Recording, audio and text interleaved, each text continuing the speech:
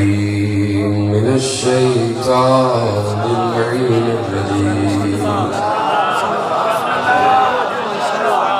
بسم الله الرحمن الرحيم الحمد لله المعروف من غير رؤية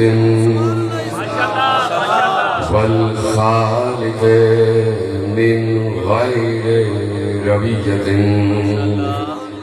الذي لم يزل قائما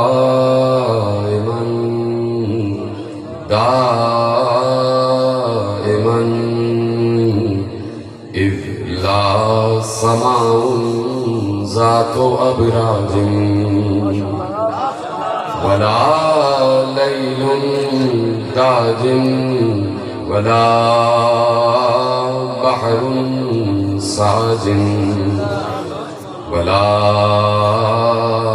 أرض ذات مهاد ولا خلق ذو اعتماد والصلاة والسلام والتحية والإكرام على نبي الرحمة وخازن المغفرة وقائد الخير والبركة ومنقذ العباد من الهلكة سيدنا ومولانا أبي القاسم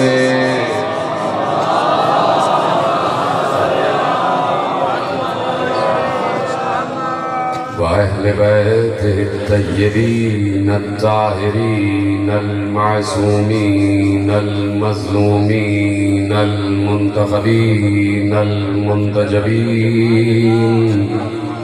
الذين أذهب الله عنهم الرجس وطهرهم تطهيرا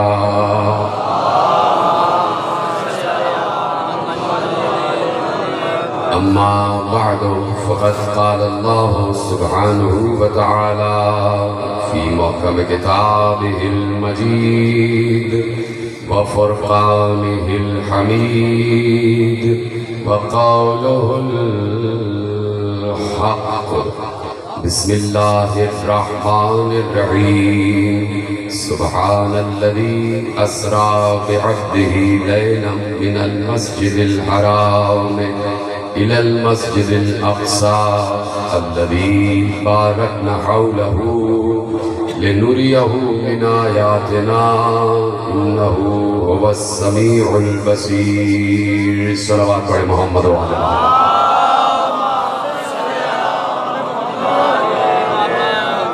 پروردگار عالم کا شکر ہے کہ اس نے ہمیں اس منزل پر بلند فرمایا ہے کہ ہم بصد فخر یہ جملہ کہہ سکتے ہیں کہ وہ آسمانوں پہ جن سے محبت کرتا ہے ہم زمینوں پر ان سے محبت کرتے ہیں. اس محبت میں، اس محبت رسول میں، اس محبت آل رسول میں ہم یہ کہنے میں حق بجانب ہیں کہ اللہ بھی ہمارا شریک ہے اور ہم بھی اللہ کے شریک ہیں. وہ بھی رسول سے محبت کرتا ہے، ہم بھی رسول سے محبت کرتے ہیں. وہ بھی آل رسول سے محبت کرتا ہے، ہم بھی آل رسول سے محبت کرتے ہیں.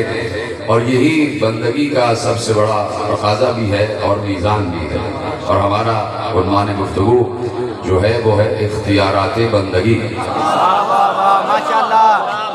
اختیارات بندگی کہ بندگی انسان کو کیا اختیار عطا کرتی ہے، بندگی انسان کو کیا تصرف عطا کرتی ہے، بندگی انسان کو کس منزل معراج پر لے جاتی ہے. اللہ نے کسی انسان کے لیے نہیں کہا بلکہ اللہ نے کہا میں اپنے بندے کو معراج پر لے گیا ہوں. تو ہم 1400 برس سے مجلس عزا کا فرش بچھا کر دنیا کو بتا رہے ہیں کہ بندے بن جاؤ.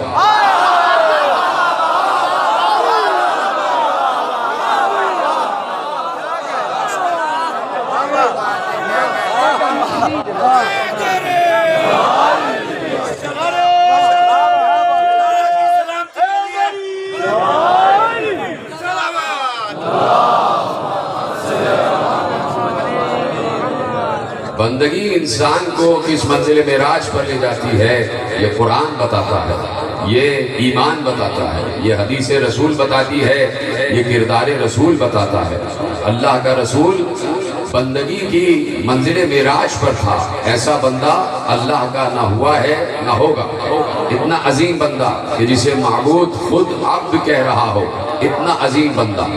تو اب وہ بندہ کہ جو اللہ کی عبودیت کی اعلیٰ ترین منزلوں پر ہو، جس کے لیے اللہ نے کہہ دیا کہ ہم نے اسے قاب قوسین پر بلا لیا، اور اس کے صدقے میں یہ پوری کائنات خلق کی گئی ہے۔ بہت تیزی سے کچھ مفاہیم مجھے عرض کرنا ہے، جو آپ سے دوری رہی 4 دن کی، اس میں وہ کچھ باتیں ہیں کہ جو میں چاہتا ہوں کہ جلدی جلدی سمیٹوں تاکہ موضوع آپ تک پہنچ جائے۔ تیار ہے آپ سننے کے لیے؟ پروردگار آپ کو سلامت رکھے، آپ کو عمر خضر عطا ہو، پروردگار آپ کی مال و دولت میں اضافہ کرے، پروردگار آپ کو حاسدوں کے شر سے محفوظ رکھے، پروردگار اس فرش عزا کی حفاظت فرمائے، صاحب غیبت کی حفاظت فرمائے، پروردگار آپ کو کوئی غم نہ دے سوا غم حسین کے۔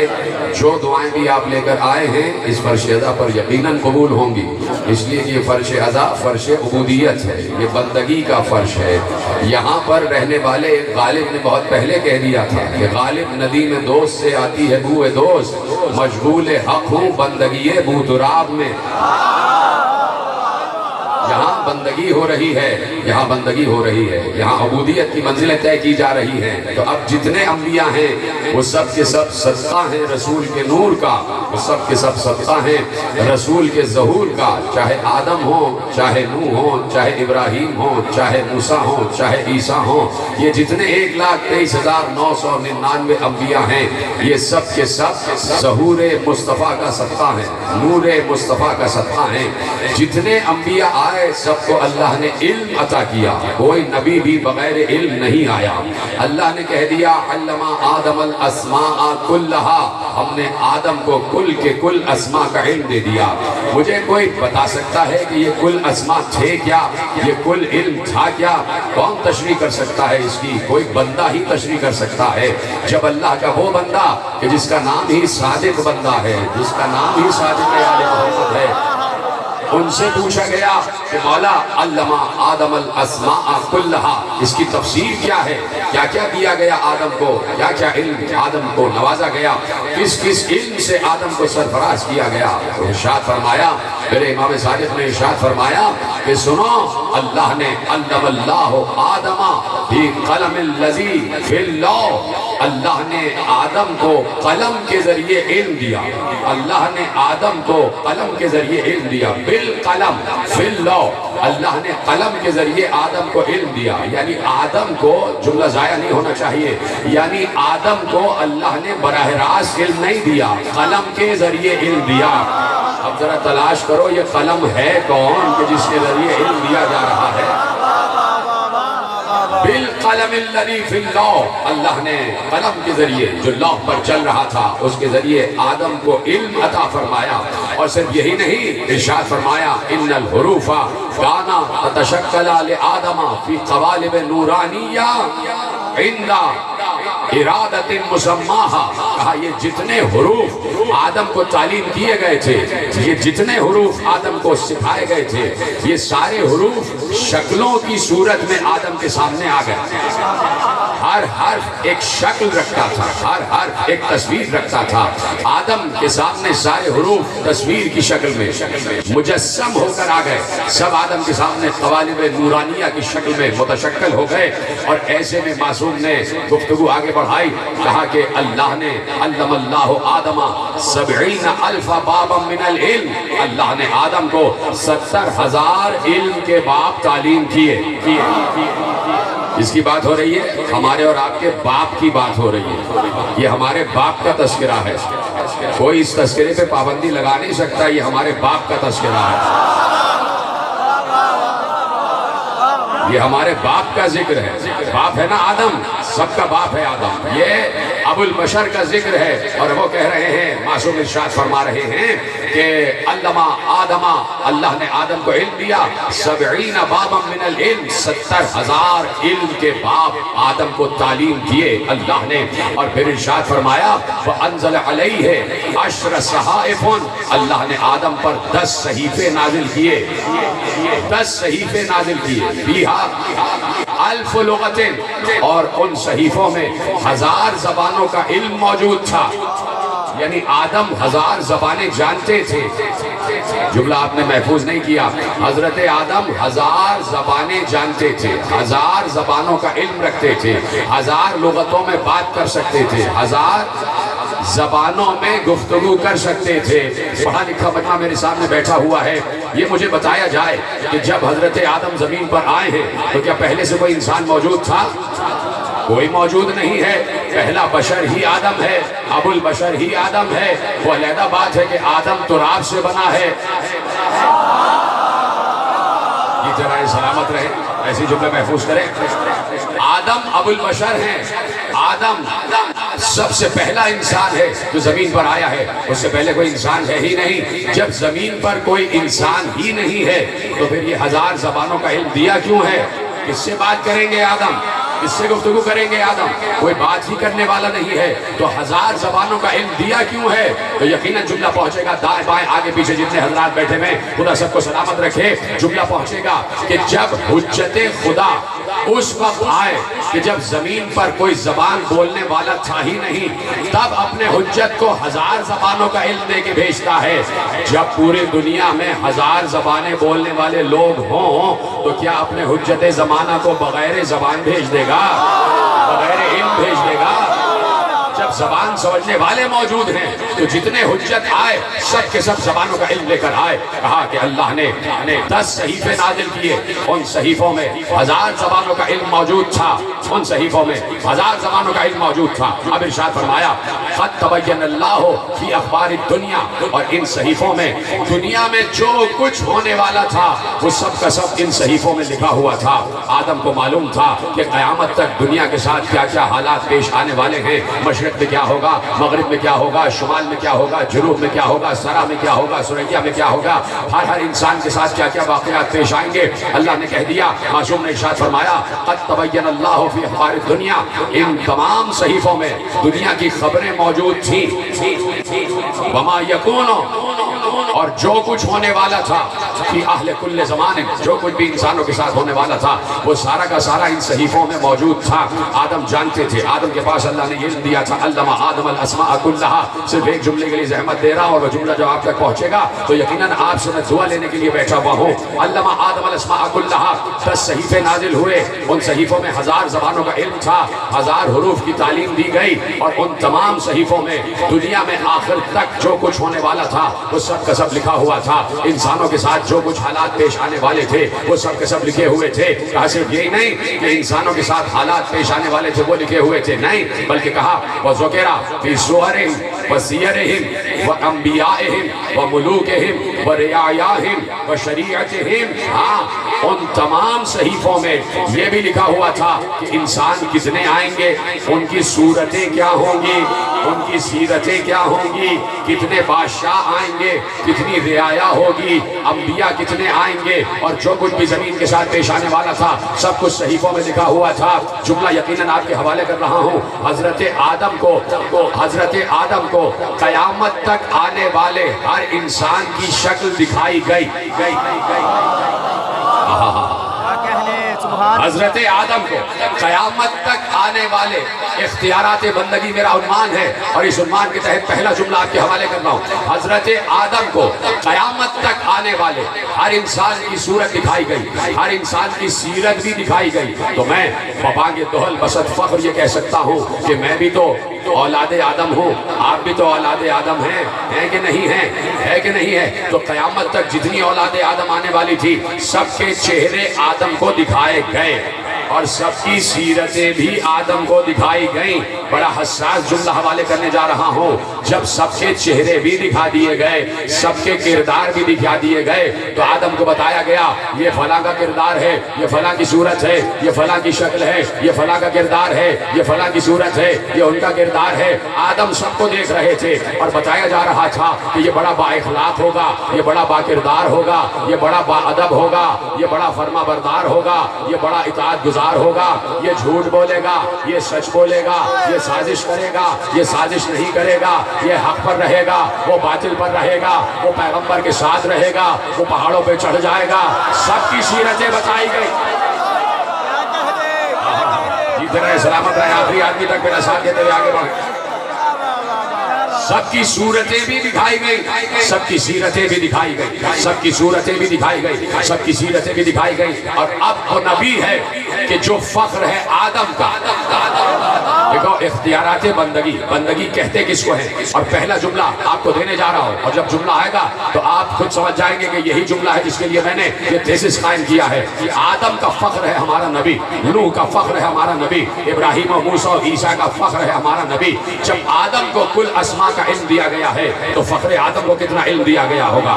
جب نوح کو نگاہ دی گئی ہے تو فخر آدم کی نگاہ کہاں تک کام کر رہی ہوگی. جب ابراہیم ملکوت السماوات تک بلند ہے تو فخر آدم تو قاب قوسین تک بلند ہوا. جب موسیٰ کلیم اللہ ہے تو فخر آدم سے بھی اللہ باتیں کر رہا ہے. جب عیسیٰ روح اللہ ہے تو فخر آدم بھی مردے زندہ کر سکتا ہے. 1,23,999 انبیاء کے پاس جو علم ہے وہ سارا کا سارا ذات محمد میں سمٹا ہوا ہے. سب مجھے دیکھتے رہنا. 1,23,999 انبیاء کا جو علم ہے وہ سارا کا سارا ذات مصطفیٰ میں سمٹا ہوا ہے. نہیں بلکہ ذات مصطفیٰ میں جو علم ہے وہ پھیلا تو آدم تک پہنچا، نوح تک پہنچا، ابراہیم تک پہنچا، موسیٰ تک پہنچا، عیسیٰ تک پہنچا، یعقوب تک پہنچا، یوسف تک پہنچا، اسماعیل تک پہنچا، اسحاق تک پہنچا، ایوب تک پہنچا، لوط تک پہنچا، ہود تک پہنچا، صالح تک پہنچا. سارے انبیاء تک پیغمبر کا علم پہنچا. اتنا عظیم علم رکھنے والا نبی، اتنا عظیم علم رکھنے والا نبی. آگے پیچھے دائیں بائیں جتنے حضرات بیٹھے ہیں سب کے حوالے جملہ کر رہا ہوں. اختیارات بندگی، بندگی میرا عنوان ہے اور بندگی کے حوالے سے عظیم جملہ آج کی تقریر کا پہلا جملہ آپ کے حوالے کر رہا ہوں. اتنا علم رکھنے والا نبی، اتنا علم رکھنے والا نبی جو قاب قوسین تک پہنچا ہوا ہے، جس نے سدرہ بھی دیکھا ہوا ہے، جس نے جنتیں بھی دیکھی ہوئی ہیں، جس نے جہنم بھی دیکھا ہوا ہے، جس نے شجر طوبہ بھی دیکھا ہوا ہے، جس نے عرش بھی دیکھا ہوا ہے، جس نے کرسی بھی دیکھا ہوا ہے، جس نے لوح بھی دیکھا ہوا ہے، جس نے قلم بھی دیکھا ہوا ہے. نہیں بلکہ جو خود لوح ہے، جو خود قلم ہے، جو خود عقل ہے، جو خود نور ہے، جو خود وجود ہے. اتنا عظیم علم رکھنے والا نبی کہ جو دنیا کو دیکھ کر بتا دیتا ہے کہ کسی کے ساتھ کیا پیش آنے والا ہے. جو مشرقوں کی خبر رکھتا ہے، جو مغربوں کی خبر رکھتا ہے، جو سرا کی خبر رکھتا ہے، جو سریا کی خبر رکھتا ہے، جو آسمانوں کی خبر رکھتا ہے، جو زمینوں کی خبر رکھتا ہے، جو انسانوں کی خبر رکھتا ہے، جو جنات کی خبر رکھتا ہے، جو ملائکہ کی خبر رکھتا ہے، جو فرشتوں کی خبر رکھتا ہے، جو انبیاء کی خبر رکھتا ہے، جو اولیاء کی خبر رکھتا ہے، جو اولیاء کی خبر رکھتا ہے، جو شہداء کی خبر رکھتا ہے، جو صالحین کی خبر رکھتا ہے، جو صدیقین کی خبر رکھتا ہے. اتنا علم رکھنے والا نبی جب مصلی پہ بیٹھتا ہے تو کہتا ہے رب زدنی علما، پروردگار میرے علم میں اضافہ.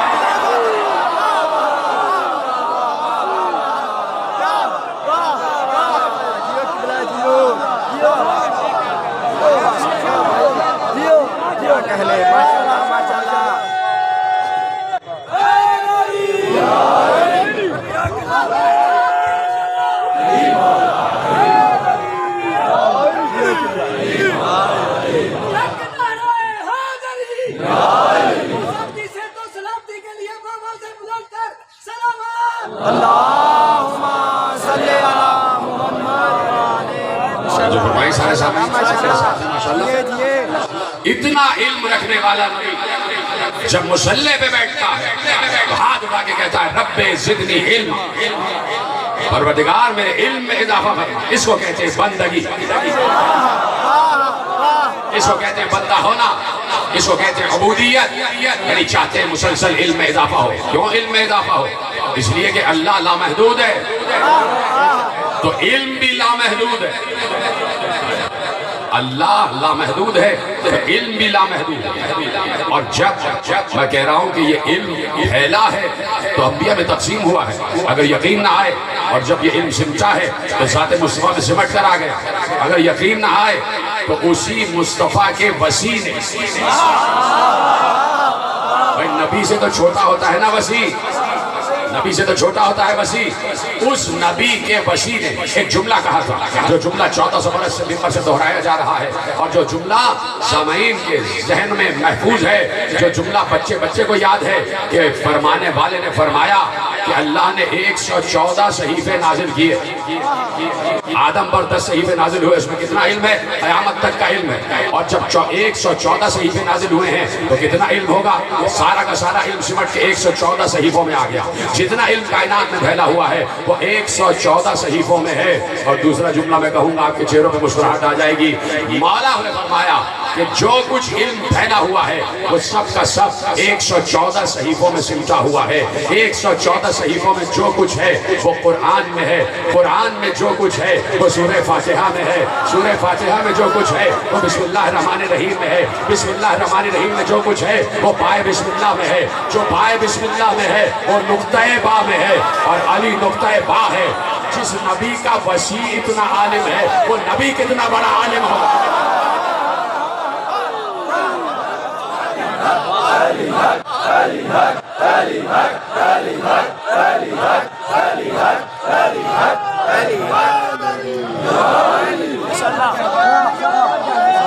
لبیک یا حسین، لبیک یا حسین، لبیک یا حسین، لبیک یا حسین.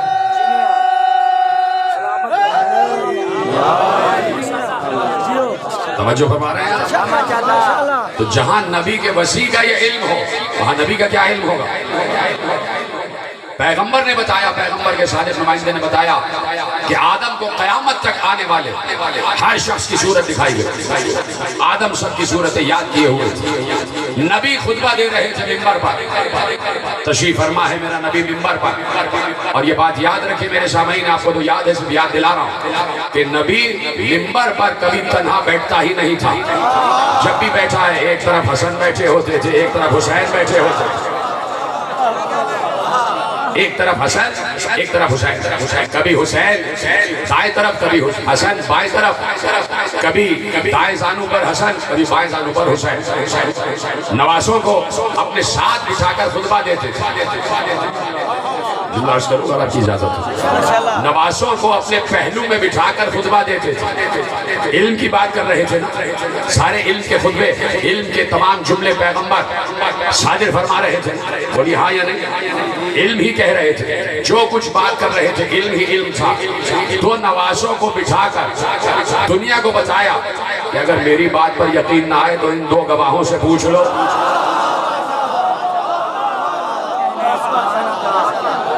اپنے ساتھ گواہ بٹھاتے تھے اور ایک گواہ سامنے بیٹھا ہوتا تھا. دو گواہ دائیں بائیں اور ایک گواہ علی کی صورت میں سامنے بیٹھا ہوتا. جو تخلیق کائنات کا گواہ ہے وہ علی. اور پیغمبر خطبہ دے رہے ہیں، اور خطبہ دیتے دیتے پیغمبر نے کہا دیکھیے قرآن جو ہے وہ ہر مسئلے کا حل اپنے دامن میں محفوظ رکھتا ہے. اس بات سے تو آپ متفق ہیں؟ ہر مسئلے کا حل قرآن اپنے دامن میں محفوظ رکھتا ہے. اگر کہیں کوئی نبی کے علم پر اعتراض کرے کہ نبی کے پاس یہ علم نہیں تھا، نبی کے پاس یہ علم نہیں تھا، نبی کے پاس یہ علم نہیں تھا، اور آگے آنے والی تقریروں میں ہم عرض کریں گے اور اس کا جواب بھی دیں گے، اور اس کا جواب قرآن سے دیں گے کہ نبی کے پاس کتنا علم تھا. وہ نبی جو فخر آدم ہے وہ خطبہ دے رہے ہیں، اور خطبہ دیتے دیتے عرض کرو، خطبہ دیتے دیتے پیغمبر نے ایک بار ارشاد فرمایا غرزت علی امتی کما غرزت علی آدم. کہ میرے سامنے میری پوری امت کو پیش کیا گیا. میرے سامنے میری پوری امت کو، اس وقت بھی امت محمد ہے اور قیامت تک امت محمد رہے گی. عرضت علیہ امتی کما عرضت علی آدم. اللہ نے میرے سامنے میری پوری امت کو پیش کیا جیسے آدم کے سامنے قوم آدم کو پیش کیا. وَأَعْلِمْتُ مَنْ يُؤْمِنَ بِي وَمَنْ يَكْفُرْ بِي. اور میں جانتا ہوں کہ ان میں سے کتنے مومن ہوں گے کتنے کافر ہوں گے. سلامت رہے آپ. پیغمبر اپنے علم کا اعلان کر رہے تھے. عرضت علیہ امتی کما عرضت علی آدم وعلمت من یؤمن بی ومن یکفر بی. اور میں جانتا ہوں کہ ان میں سے کتنے مومن ہونے والے ہیں اور کتنے کافر ہونے والے ہیں. مجھے اندازہ ہے کہ گرمی بہت ہے، حبس بہت ہے، لیکن جب ولایت علی کی ہوا چلنے لگ جائے تو موسم خوشگوار ہو جاتا ہے. میرے ساتھ رہیے گا.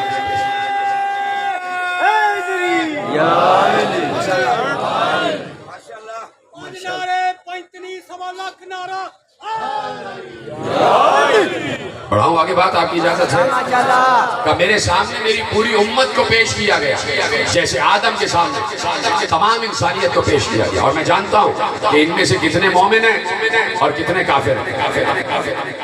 تو جملہ میں اس لیے رک رہا ہوں کہ میں جملہ عرض کروں یا نہ کروں، سوچ رہا ہوں. پیغمبر جانتے ہیں کتنے مومن اور پیغمبر جانتے ہیں کتنے کافر ہیں.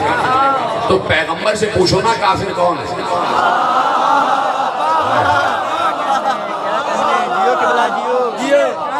پیغمبر سے پوچھا جا سکتا کہ کافر کون ہے، یہ پیغمبر جانتا ہے. مومن کون ہے، یہ بھی پیغمبر جانتا ہے. مومن کون ہے، یہ پیغمبر سے زیادہ بہتر کون جانتا ہے.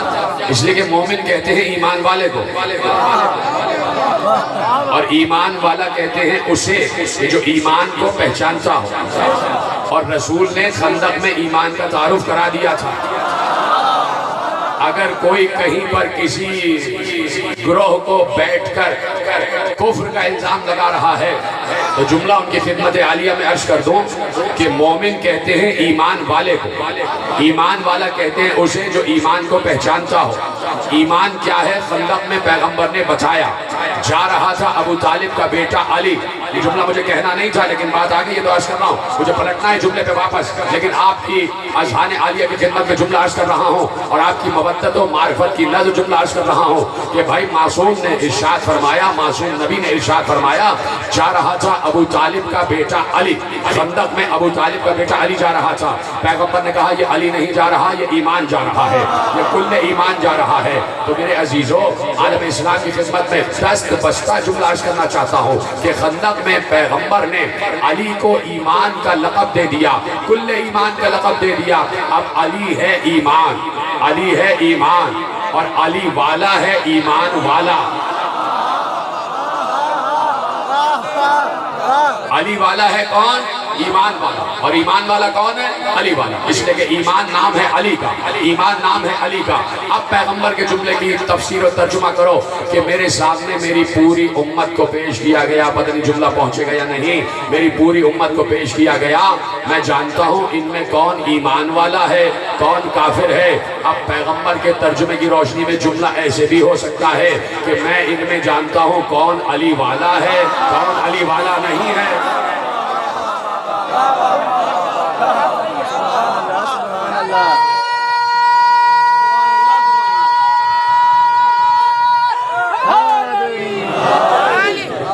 دو منٹ مہدی صاحب آپ کے لیں گے تاکہ یہ معاملات بھی جلدی سے طے ہو جائیں اور میں اپنی منزل مقصود پر بابا سے بلند صلوات پر محمد.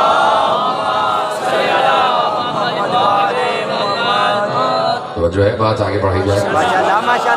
ابھی تو میں نے روایت کامل کی ہی نہیں ہے. اگر روایت کامل ہو جائے یہ معاملات طے ہو گئے. اب روایت آگے بڑھاتا ہوں. پیغمبر نے کہا کہ مجھے معلوم ہے کہ کتنے ان میں ایمان والے ہیں اور کتنے ان میں کافر ہیں. تو پیغمبر جملہ عرض کر رہے تھے، جملہ ارشاد فرما رہے تھے. اس روایت کو لکھا ہے تفسیر روح البیان میں علامہ اسماعیل حقی نے، عالم اہل سنت. پیغمبر جملے ارشاد فرما رہے تھے کہ میرے سامنے میری امت کو پیش کیا گیا اور میں جانتا ہوں کہ ان میں کتنے مومن ہیں کتنے کافر ہیں. پیغمبر کے سامنے کچھ منافق بیٹھے ہوئے تھے.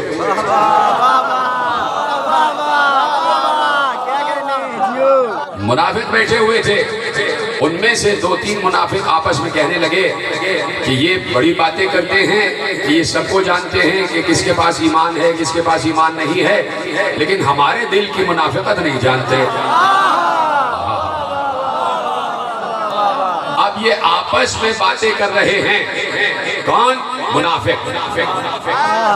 نام لینے میں کوئی حرج نہیں ہے، نام ہے نا منافق، ایک صفت ہے، اس صفت کا ذکر قرآن میں بھی ہے، پورا سورہ ہے، مومنون کے نام سے بھی ہے اور منافقون کے نام سے بھی ہے۔ یہ مومنون کون ہیں یہ بھی آپ جانتے ہیں، یہ منافقون کون ہیں یہ بھی آپ جانتے ہیں۔ پورا عالم اسلام جانتا ہے کہ مومن کی تفسیر کیا ہے اور منافق کی تفسیر کیا ہے۔ جو دل میں کچھ رکھے زبان پر کچھ ہو اسے منافق کہتے ہیں، مومن اسے کہتے ہیں کہ جو دل میں ہو زبان پر بھی وہی ہو۔ تو اب یہ منافق کون ہے؟ قرآن نے سورہ منافقون میں ارشاد فرمایا اذا جاءک المنافقون، اے نبی یہ منافق آپ کے پاس آتے ہیں۔ تھک گئے شاید آپ؟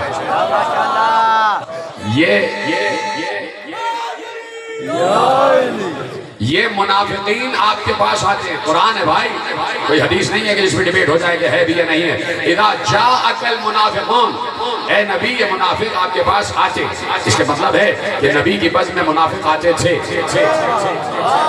قالوا نشہد انک لرسول اللہ، اور یہ سب مل کے کہتے ہیں کہ ہم گواہی دیتے ہیں کہ آپ اللہ کے رسول ہیں۔ واللہ یعلم انک لرسولہ، اللہ جانتا ہے کہ آپ اس کے رسول ہیں۔ واللہ یشہد ان المنافقین لکاذبون، لیکن اللہ بھی گواہی دیتا ہے کہ منافق جھوٹے۔ بڑی آسانی سنا آپ نے جملہ، بہت تیزی سے مجھے بہت سے مفاہیم سمیٹنے ہیں۔ 4 دن میں جو بات رکی ہے وہ مجھے کیسے سمیٹنا ہے یہ میں دیکھ رہا ہوں، کون سا گفتگو چھوڑوں، کون سا جملہ چھوڑوں، کون سا نکتہ چھوڑوں، کون سا پڑھوں، اس لیے کہ مجھے اختیارات بندگی پر گفتگو کامل کرنا ہے۔ میرے پاس کل 5 دن ہیں، آپ میرے ساتھ دیں گے تو میں تیزی سے آگے بڑھ پاؤں گا۔ مجھے نہیں معلوم کہ دائیں بائیں کیا ہوتا رہا، میں تو دیکھ رہا ہوں ابھی کیا ہو رہا ہے۔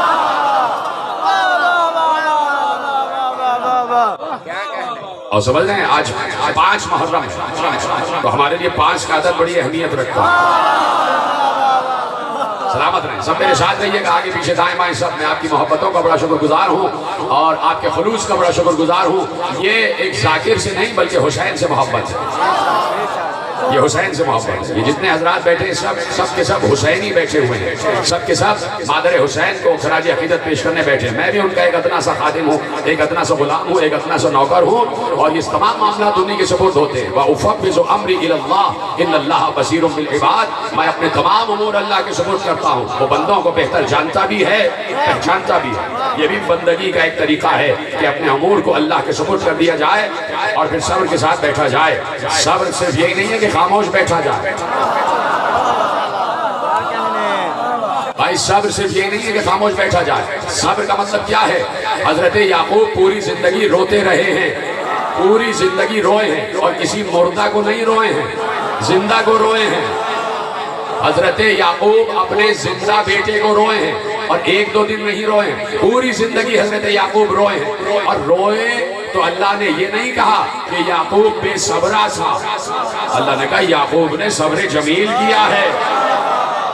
یعنی رونا صبر جمیل ہے، رونا صبر جمیل ہے۔ ہم روتے رہے، ہم گریہ کرتے رہے اور گریہ کرتے رہیں گے رسول کے نواسے پر۔ توجہ ہے میرے ساتھ ہیں؟ تو اب اللہ کہہ رہا ہے کہ تمہاری بزم میں منافق آتے ہیں اور کہتے ہیں، گواہی دیتے ہیں، صرف کہتے نہیں ہیں، گواہی دیتے ہیں کہ تم اللہ کے رسول ہو، گواہی دیتے ہیں کہ آپ اللہ کے رسول ہیں، اللہ کو معلوم ہے کہ آپ اللہ کے رسول ہیں، لیکن اللہ بھی گواہی دیتا ہے۔ منافق گواہی دیتے ہیں کہ تم اللہ کے رسول ہو اور اللہ گواہی دیتا ہے کہ منافق جھوٹے۔ کیوں بھائی منافق جھوٹے کیوں ہیں؟ وہ کہہ تو رہے اشہد ان محمد رسول اللہ۔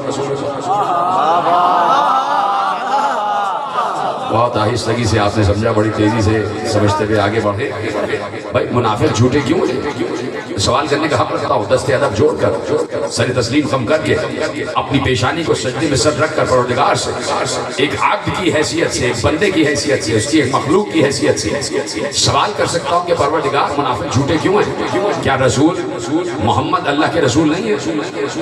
وہ صحیح تو کہہ رہے ہیں اشہد ان محمد رسول اللہ۔ اچھا جو اشہد ان محمد رسول اللہ کہہ رہا ہے وہ اشہد اللہ الہ الا اللہ بھی تو کہہ رہا ہوگا۔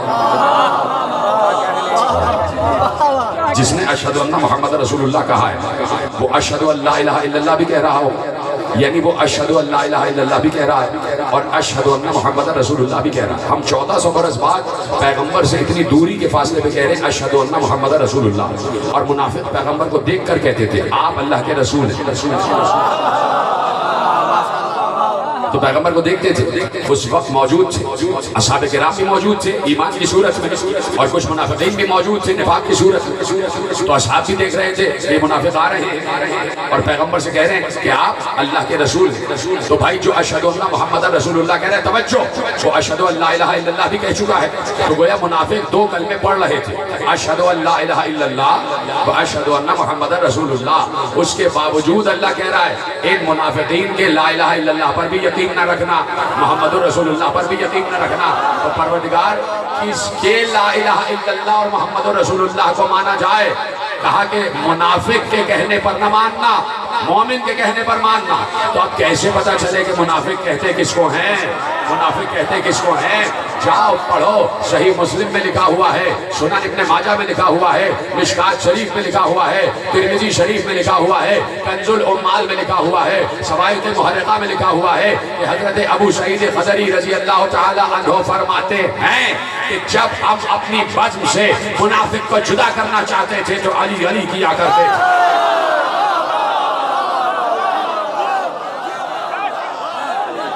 علی حق، علی حق، علی حق، علی حق، علی حق، علی حق، علی حق۔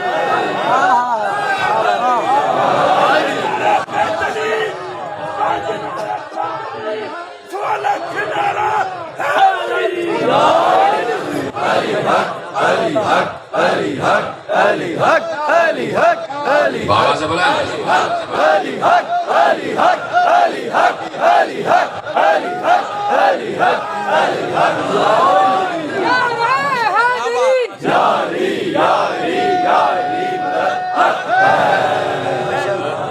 توجہ فرما رہے ہیں؟ اس کا مطلب ہے کہ منافق کا نہ کلمہ توحید قبول ہے نہ کلمہ رسالت قبول ہے۔ جس نے جملہ محفوظ کیا ہے اس کو میں شکر گزار ہوں، اور جو خاموش رہا اس کے لیے دعا کر رہا ہوں۔ منافق کا نہ کلمہ توحید نہ کلمہ رسالت، دونوں کلمے اللہ کی بارگاہ میں قبول نہیں ہیں، اس لیے اللہ کہہ رہا ہے یہ جھوٹے ہیں، ان کی زبان پہ کچھ ہے دل میں کچھ ہے، ان کی زبان پہ کچھ ہے دل میں کچھ ہے۔ تو ایسے میں کچھ منافقین بیٹھے ہوئے تھے اور آپس میں کہہ رہے تھے کہ ہمارے دل کی تو کیفیت جانتے ہی نہیں، اور بتا رہے ہیں کون مومن ہے کون منافق ہے۔ جیسے ہی وہ آپس میں گھسر کر رہے تھے، ایک دوسرے کے کان میں جملے کہہ رہے تھے، ایک بار پیغمبر منبر کے عرشے پر بیٹھے ہوئے تھے۔ منبر کا سب سے اونچا زینہ جو ہے وہ عرشہ کہلاتا ہے، اور عرشے پر عرش والا ہی بیٹھتا ہے۔ اور آپ کو پتا ہے پیغمبر منبر پر تنہا بیٹھتے نہیں تھے، دو جنت کے مالک بھی ساتھ بیٹھا کرتے تھے، جنت کے دو مالک بھی ساتھ بیٹھا کرتے تھے۔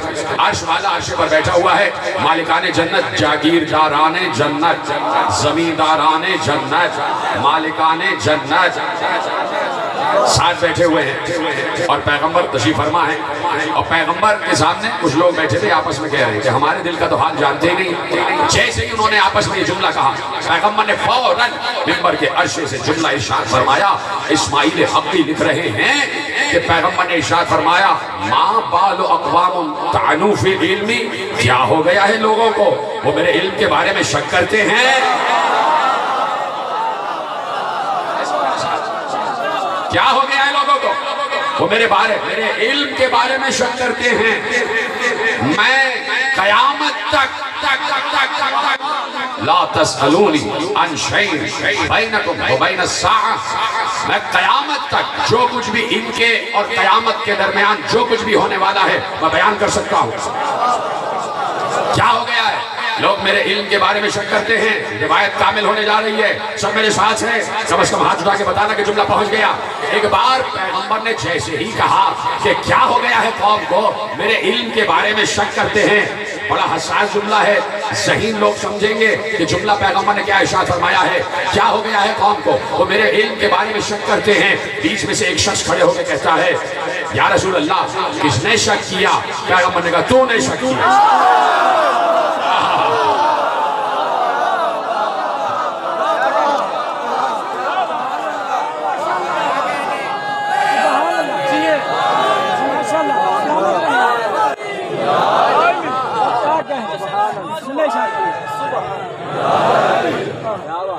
توجہ ہے، رسول جانتا ہے قیامت تک جتنا علم ہے رسول کو علم ہے، جملے کا لطف لے لیتے قیامت تک جتنا علم ہے رسول کو علم ہے، جملہ پلٹ دوں، قیامت تک جتنا علم ہے رسول کا علم ہے، رسول کا علم، یہ سارا کا سارا علم رسول میں ہے۔ میرا تو ایمان یہ کہتا ہے کہ رسول کو یہ بھی معلوم تھا کہ دھوبی گھاٹ میں مجالس ہو رہی ہیں، معلوم ہے کہ دھوبی گھاٹ میں مجالس ہو رہی ہے، پوری دنیا اس وقت عزائے حسین کا فرش بنا ہوا ہے، پوری دنیا میں عزائے حسین کا فرش بچھا ہوا ہے، پیغمبر ہر علم رکھتا ہے، اور اللہ نے کہا کہ اللہ ارشاد فرمائے ما کان اللہ لیطلعکم علی الغیب ولکن اللہ یجتبی من رسلہ من یشاء، ارشاد فرمایا کہ اللہ اپنا علم غیب کسی پر ظاہر نہیں کرتا، اللہ اپنا علم غیب کسی پر ظاہر نہیں کرتا، ہاں جسے رسولوں میں سے مجتبی کہے اس کو بتا دیتا، اسماعیل حفصی روح البیان اس میں روایت لکھ رہے ہیں کہ انس بن مالک نے روایت محفوظ کی کہ جنگ بدر کی شب، بس بالکل تقریر آخر مراحل میں مڑ گئی، آج موضوع آپ کے تعارف کی منزل پر پہنچ چکا ہے، اختیارات بندگی میرا عنوان ہے، سب میرے ساتھ ہیں، خدا آپ کو سلامت رکھے، آپ کی مودتوں کو محبتوں کو سلامت رکھے۔ میں اس فرش عزا کے فراق میں 4 دن سے سو نہیں پایا، یقین فرما کہ یہ ایک انسیت ہوتی ہے، ایک محبت ہوتی ہے، اور پورا جہاں جہاں میں تقاریر کرتا ہوں یہاں سے لے کے مغربی ممالک تک پوری دنیا کا خطہ جانتا ہے کہ میں نے کبھی کوئی افتراق کی بات کی ہی نہیں، میں نے کبھی امت میں تفرقے کو اچھا جانا ہی نہیں، اس لیے کہ امت میری نہیں ہے، امت رسول کی، اور کسی کو حق نہیں ہے کہ امت کو لڑوائے، اس لیے کہ حسین کا پیغام ہی محبت کا پیغام ہے، یہاں سے ہمیشہ محبت کا پیغام گیا ہے، اور فیصل آباد کی فضا ماشاءاللہ سے ہمیشہ سے سازگار رہی ہے۔ جس نے بھی الٹی سیدھی رپورٹنگ کی ہے تو اس رپورٹر کی رپورٹ ہونی چاہیے، کم از کم صاحبان حل و عقد کو ان معاملات کی پہلے انویسٹیگیشن کرنی چاہیے اور اس کے بعد فیصلہ صادر ہونا چاہیے، اور بھی بہت سے ہمارے خطباء پر اور علماء اہل سنت پر بھی پابندی لگی ہے، تو یہ ایسا نہیں ہونا چاہیے۔ جب محرم آ رہا ہے تو یقیناً یہ فضا سازگار رہنی چاہیے، حسین کا پیغام اہل سنت بھی مناتے ہیں، اہل تشیع بھی مناتے ہیں، اہل حدیث بھی مناتے ہیں، اہل دیوبند بھی مناتے ہیں، حنفی بھی مناتے ہیں، بریلوی بھی مناتے ہیں، اور سب شان سے مناتے ہیں۔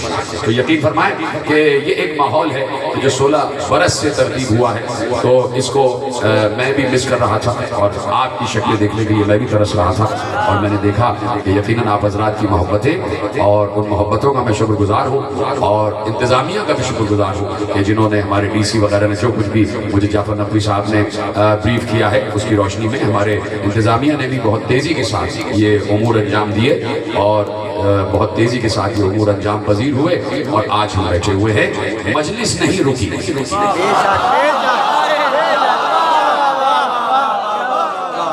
کسی کے آنے یا نہ آنے سے ذکر حسین پر کوئی فرق نہیں پڑتا، ممبر خالی نہیں رہتا۔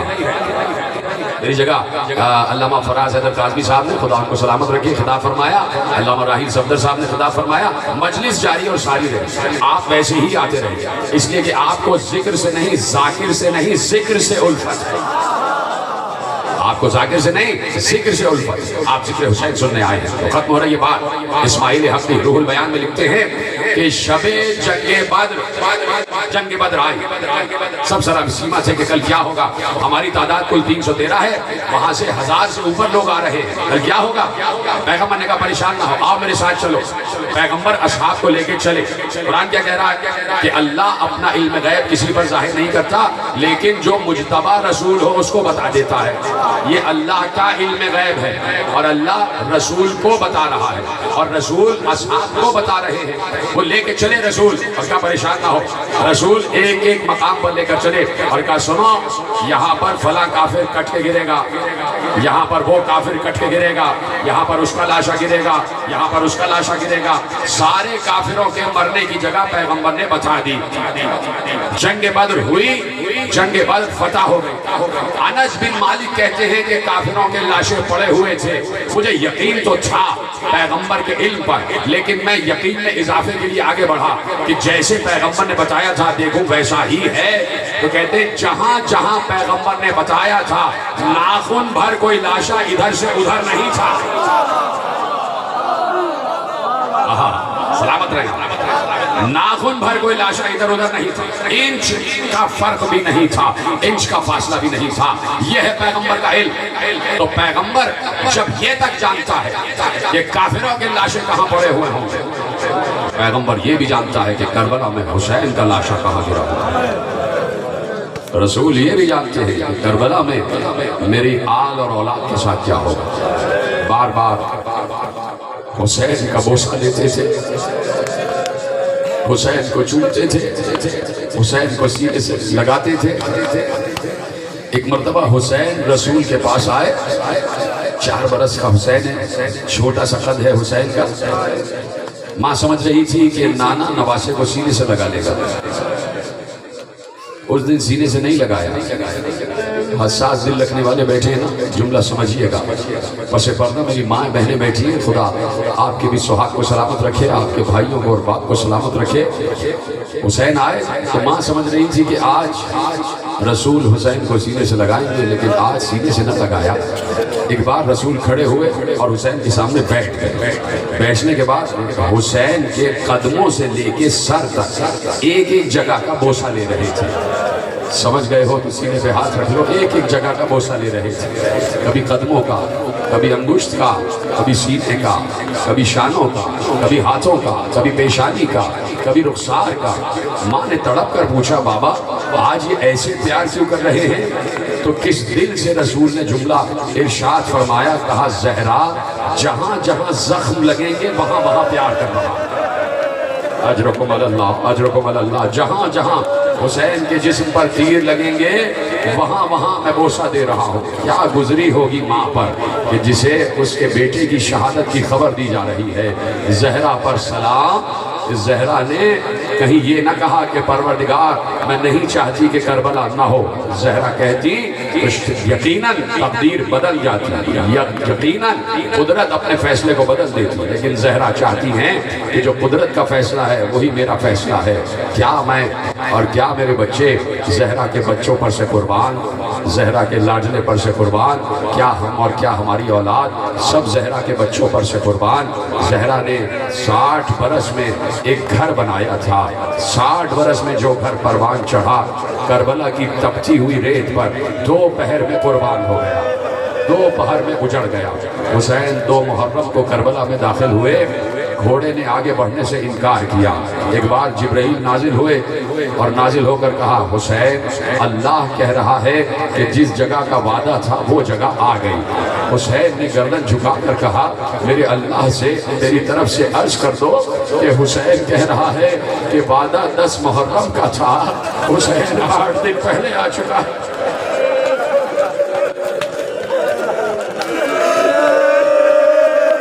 حسین 8 دن پہلے آ چکا ہے۔ حسین کو اپنا وعدہ یاد ہے۔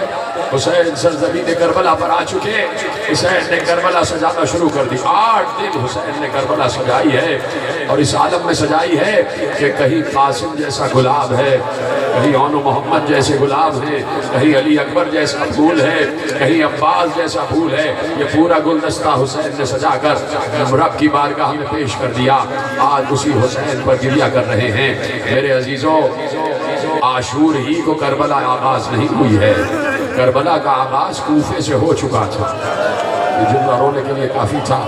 کربلا کا آغاز کوفے سے ہو چکا تھا جہاں مسلم کا لاشا گلیوں میں گھسیٹا جا رہا تھا. جہاں لاش مسلم کو گلیوں میں گھسیٹا جا رہا تھا اور اس عالم میں کہ مسلم کے تن پر سر نہیں تھا. کٹا ہوا سر دارالامارہ کے دروازے پر لٹکایا ہوا تھا اور لاشے کو رسیوں سے باندھا گیا اور بچوں کے حوالے کر دیا. بچے لاشے کو گلیوں میں گھسیٹ رہے تھے. یہ ہے آل محمد کے ساتھ امت کا رویہ. کیوں نہ روئیں، کیوں نہ روئیں. یہ آل محمد کے، یہ رسول کے گھرانے کے فرد تھے. کیا ہوا ہے میرے عزیزوں؟ مسلم کوفے کی گلیوں میں جنگ کر رہے تھے. مسلم پر مصیبت تو تھی نا، پیاس بھی تھی مسلم کو.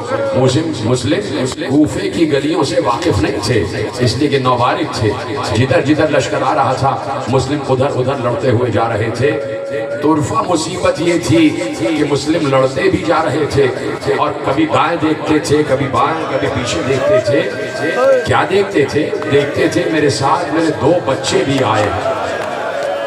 نہ معلوم میرے بچے کہاں رہ گئے، نہ معلوم اس وقت میرے بچے کس حال میں ہوں گے. اپنے بچوں کی فکر ہے. یہ جملہ رونے کے لیے کافی تھا میرے عزیزوں.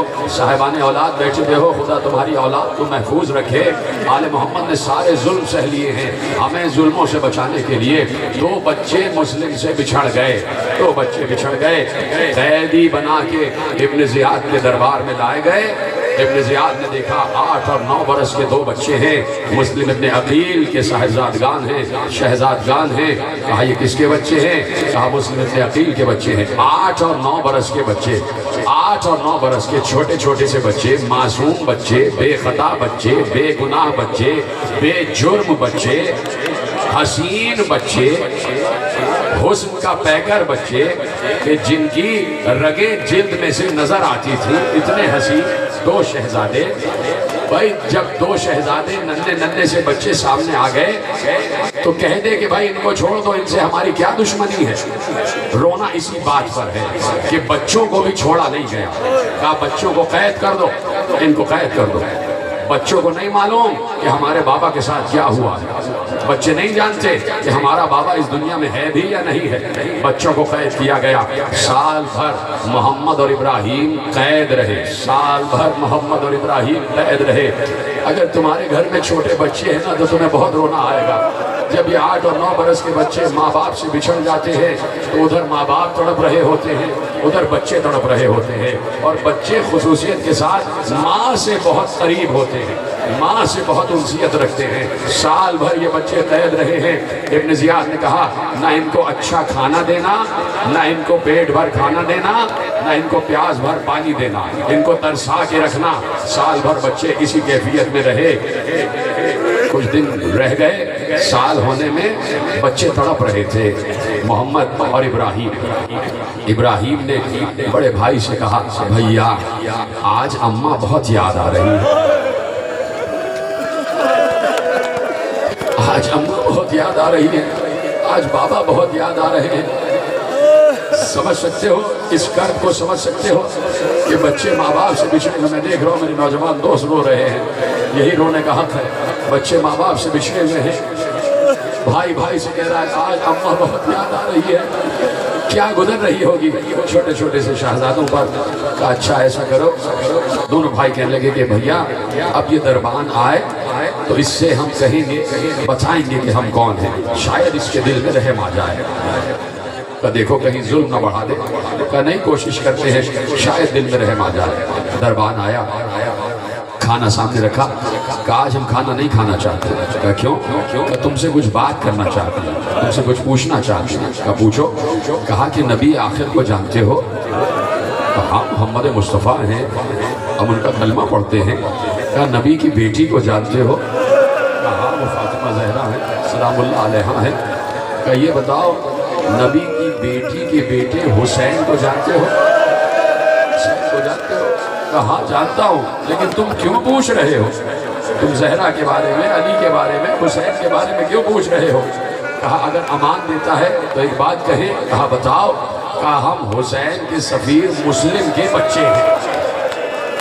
اپنے باپ سے بچھڑ گئے محمد اور ابراہیم جیسے ہی دربان نے سنا سر سے امامہ پھینک کر بچوں کے قدموں پہ گر گئے اپنے ہونٹوں کو بچوں کے قدموں سے مل رہا تھا چوم رہا تھا بچوں کے قدم اور سنیں گے ہاتھ جوڑ کر کہتا ہے شہزادوں مجھے معلوم نہیں تھا کہ تم آل محمد کے گھرانے کے بچے ہو شہزادوں اتنا مجھ پر کرم کر دو کہ قیامت میں زہرا سے شکایت نہ کرے میری شکایت فاطمہ زہرا سے نہ کرنا مجھے معلوم نہیں تھا کہ تم آل زہرا ہو تم آل علی ہو تم آل رسول ہو جا شہزادو یہ زندان کا دروازہ کھلا ہوا ہے جاؤ یہ سیدھی راہ جا رہی ہے کوفے کی اس سڑک پر جو سڑک مدینے کی طرف جاتی ہے کہا کہ تیرے ساتھ کیا ہوگا کہا اب جو کچھ ہو میں بھگت لوں گا چاہے میرا سر تن سے کٹ جائے اب مجھے پرواہ نہیں ہے میرے لیے سب سے بڑی شفاعت یہ ہے کہ میں تمہیں آزاد کر رہا ہوں اور میں نے تمہیں مدینے کی راہ پر لگایا ہے ننھے ننھے شہزادے کیا پتا کہ کوفے کی کون سی گلی کہاں جاتی ہے رات بھر کوفے ہی میں بھٹکتے رہے صبح ہو گئی تو دیکھا کوفے ہی میں کوفے سے باہر ہی سے نکل پائے دونوں ایک دوسرے کے گلے سے لگے چاروں طرف دیکھنے لگے کہا کہ ایسا نہ ہو کہ کوئی شقی آ جائے اور ہمیں گرفتار کر لے دریا کے کنارے ابھی تقریباً 20 دن ہوئے ہیں کہ میں کربلا معلیٰ سے واپس آیا ہوں میں جب بھی مسیب کے علاقے میں جاتا ہوں اور سڑک سے دائیں طرف دریا نظر آتا ہے اور اس دائیں طرف دریا کے پشت کی طرف 2 چھوٹے چھوٹے گنبد نظر آتے ہیں یقین کرو کلیجہ کٹ جاتا ہے کلیجہ کٹ جاتا ہے کہ کہاں مدینہ اور کہاں مسیب کہاں کے شہزادے کہاں پہ رہ رہے ہیں انتظار کرتے ہیں شہزادے کہ کوئی زائر آ جائے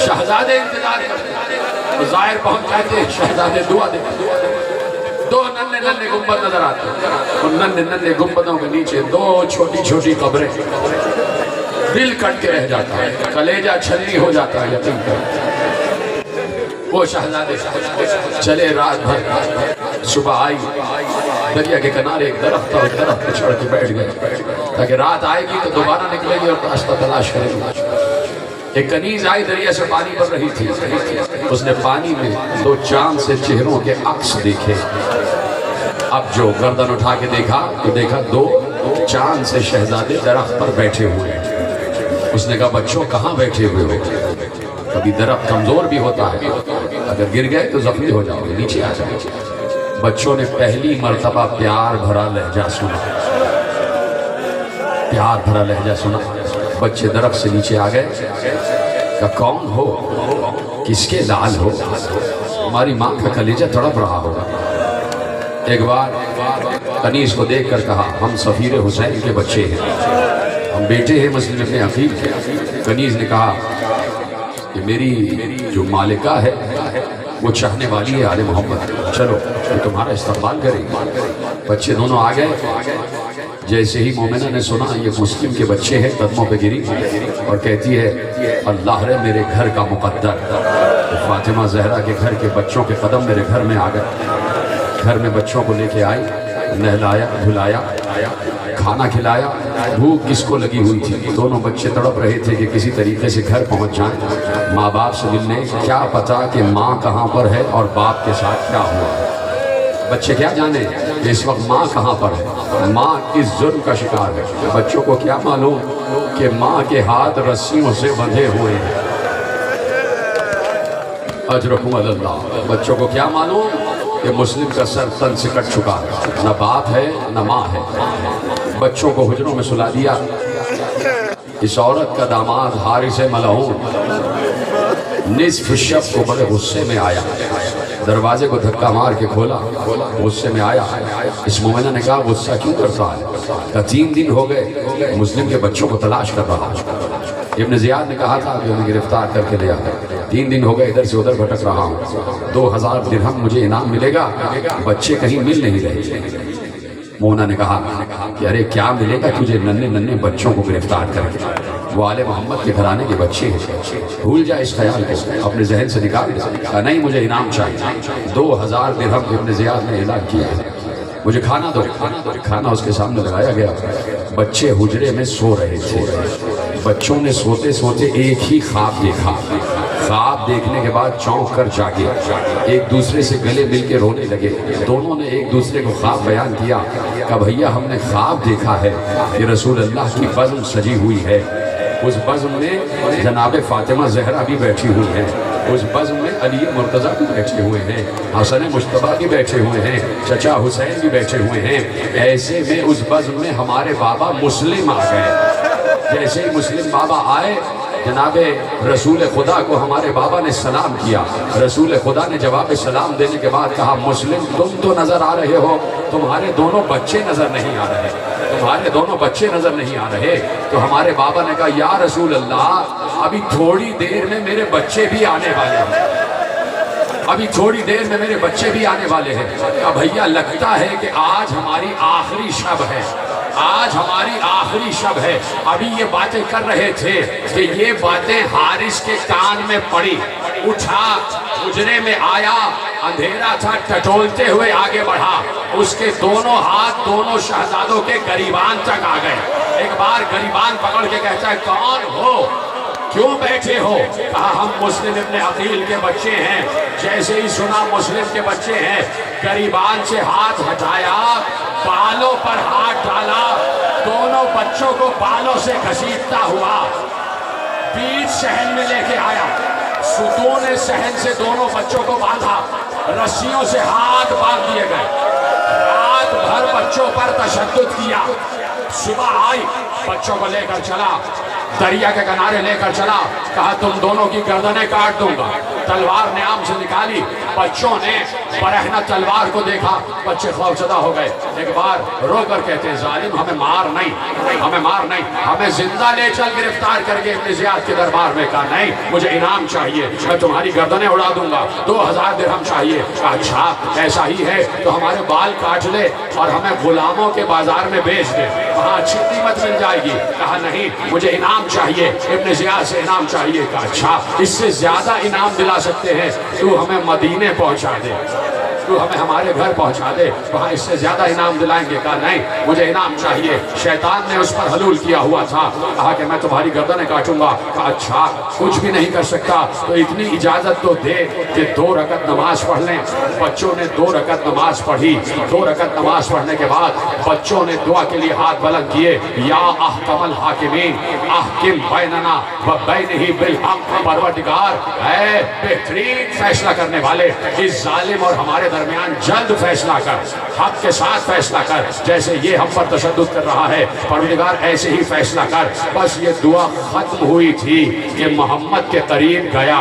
محمد کی گردن پر چھری چلایا ہی چاہتا تھا کہ ابراہیم نے محمد کی گردن پر گردن رکھ کر کہا میرے سامنے میرے بھائی کو نہ مار، میرے سامنے میرے بھائی کو نہ مار. ابراہیم کی گردن پکڑی تو محمد نے ابراہیم کی گردن پہ گردن رکھ کر کہا میرے سامنے میرے بھائی کو نہ مار. کیا کرتا؟ ایک بار محمد کے سر کو بالوں سے پکڑا، محمد کو زمین پر لٹایا. ابراہیم دیکھ رہا ہے، محمد کے گلے پر چھری چلی، گلا تن سے کٹا، گلا تن سے جدا ہوا، گلے کو زمین پر رکھا.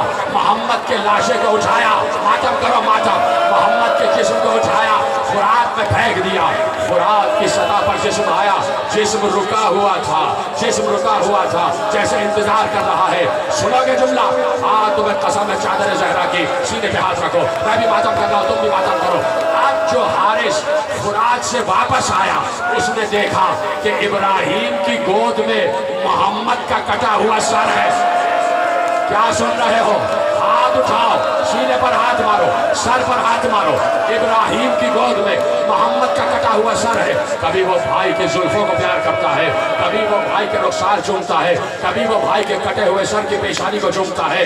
حارث نے کہا ہٹو، سر کو ہٹاؤ، سر اٹھاؤ. اس نے کہا میں سر نہیں اٹھاؤں گا، مجھے اپنے بھائی کے خون سے اپنے چہرے کو لال کرنے دے. کہا ایسا کیوں کرنا چاہتا ہے؟ کہا میں ایسے ہی نانا رسول اللہ کی خدمت میں جاؤں گا. بار بار کہہ رہا تھا کہ اپنا سر ہٹاؤ تاکہ تمہارا سر بھی کاٹو. ابراہیم نے محمد کے سر کو نہ چھوڑا. ابراہیم محمد کے سر پر جھکا ہوا تھا. جب ابراہیم نہیں اٹھے ایک بار حارث آگے بڑھا, ابراہیم کی پشت سے تلوار چلائی. پشت سے کیا سن رہے ہو؟ پشت سے تلوار چلائی, گردن کاٹی گئی, دوسرا گلا بھی کٹا ہوا زمین پہ رکھا.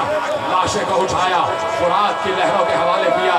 دونوں بھائی ایک دوسرے کے بغل گیر ہو گئے. لاشیں فرات کی تہوں میں جا کر ڈوب گئے. ایک بار حارث آگے بڑھا, دونوں کے سروں کو بالوں سے پکڑ کے اٹھایا. شاید تقریر کا آخری جملہ ہو جائے. بالوں سے پکڑ کے اٹھایا, ابن زیاد کے دربار میں لایا. ابن زیاد نے دو ننھے بچوں کے کٹے ہوئے سر حارث ملعون کے ہاتھ میں دیکھے تو بے اختیار کھڑے ہوتا ہے, بار بار کھڑے ہوتا ہے, بار بار بیٹھتا ہے. 3 بار کھڑا ہوا, 3 بار بیٹھا, اور اب بیٹھ کر کہتا ہے او ظالم, کس ماں کی گود اجاڑ کے آ گیا؟ کس ماں کی گود اجاڑ کے آ گیا؟ اس نے کہا ابن زیاد مجھے انعام دے, میں مسلم کے بچوں کے سر کاٹ کر لایا ہوں. ایک بار ابن زیاد کھڑے ہو کر کہتا ہے ارے میں نے ان بچوں کو زندہ بھی دیکھا ہے. کیا سن رہے ہو؟ میں نے ان بچوں کو زندہ بھی دیکھا ہے. بڑے حسین بچے تھے, بڑے جمیل بچے تھے. ارے اس وقت ان کے چہرے سرخ کیوں ہو رہے ہیں؟ ان کے رخسار نیلے کیوں ہو رہے ہیں؟ اس نے کہا رات بھر میں نے تمہارے